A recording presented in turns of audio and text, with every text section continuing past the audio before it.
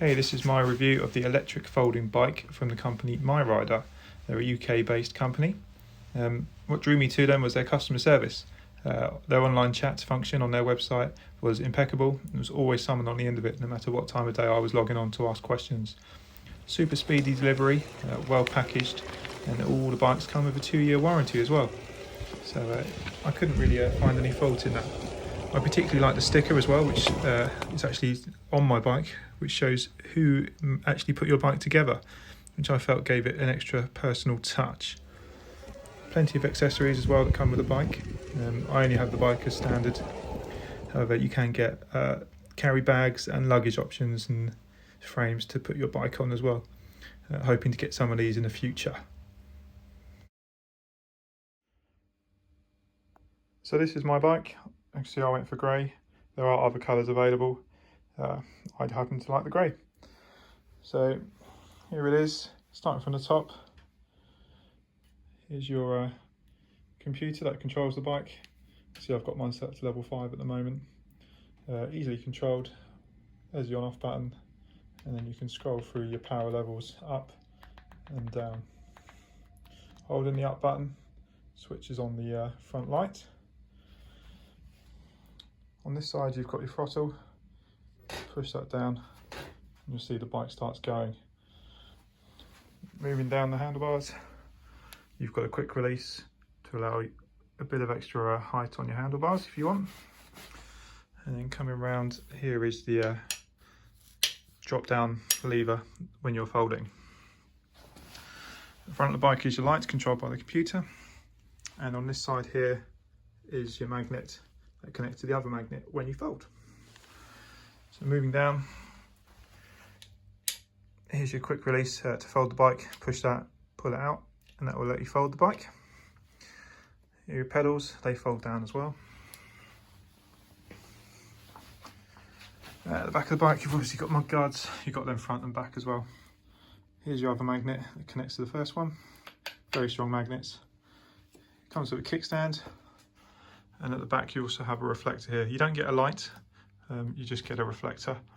You'll see I've added my own light holder there. Also on the seat post you've got a quick release just to give you some extra height if you're tall like me. So yeah, that's the bike. Very simple, quite elegant I think, and again very easy to control using the computer.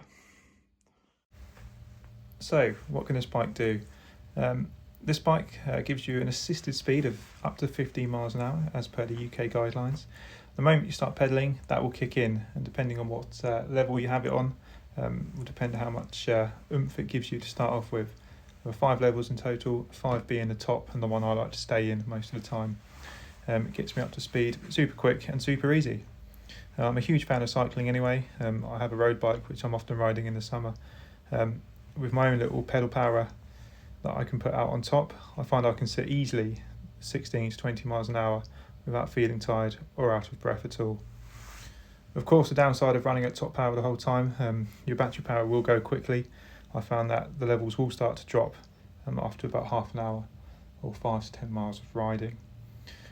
However, with some clever thought and some planning and switching between the power levels, I suggest it is pretty easy to reach the guide range of 20 to 30 miles, depending on your weight and the terrain you're riding on, of course.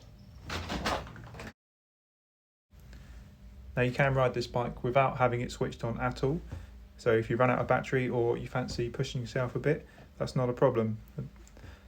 I've ridden it, I've given it a go, and yeah, on the flats or downhill, absolutely no issue. Where it comes into its problems is obviously going anything uphill. The bike is heavy, and you will notice that without any power behind you to help you out. So yeah, the main issue I find with this bike is its weight. It's heavy, 18 kilograms. When it's open, it is noticeable. Even when it's folded, I find it awkward to manoeuvre.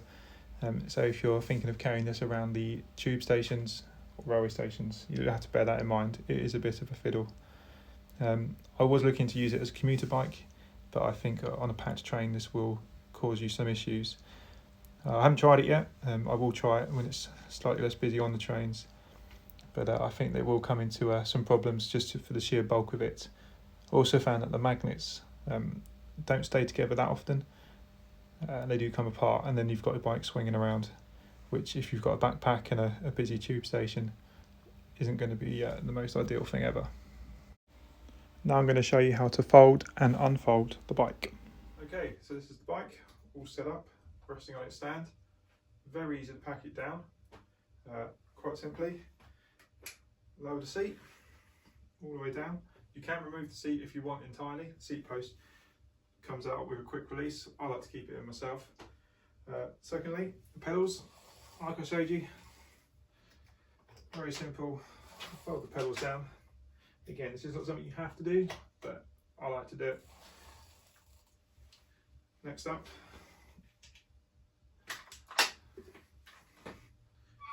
fold the bike, connecting the two magnets. You hear that clunk, they are now connected, and you can rest that down on the little wheel that it has at the bottom. You'll see that you can, if you want, just push it along like that if you wanted to. Lastly, release the handlebars, drop them down. Now it does come with a strap, so you can strap the handlebars to the frame just to give it a little bit of extra support. You see they flap around a bit there. I've not worked out what other way of doing that other than using the strap. Again, you can then wheel it if you want.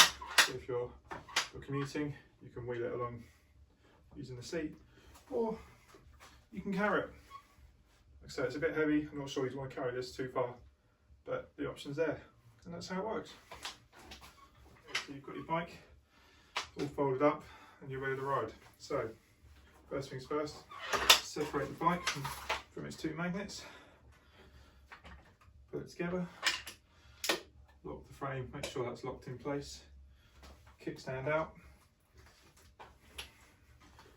pull your handlebars up, again just locks into place, adjust your seat to your required position, and lastly unfold the pedals. It's a bit stiff. Unfold the pedals, switch her on. Now when you buy the bike, it comes with a charger. Now this charger goes straight into any main socket, and then this end can either go straight into the bike itself like that, or when you remove the battery you can plug the charger straight into the battery. Myself, I find it easier just to plug it into the side. That way when I park my bike up after using it, I can plug it straight in. Charging is actually very quick. It takes about 2 hours, I believe, to fully charge, 2 to 3 hours. There's an indicator on the box. It shows you when it's done. As you can see, mine's green, which means my bike is fully charged and ready to go. Now, because of the suspension built into the back of the bike, you really can ride this bike anywhere. It's been very comfortable on any surface that I've been on. I've taken it off-road, got it very dirty, and also ridden it on nice paths as well, with no issues at all. All in all, this bike is a lot of fun, and I've had several little adventures on it now in my local area.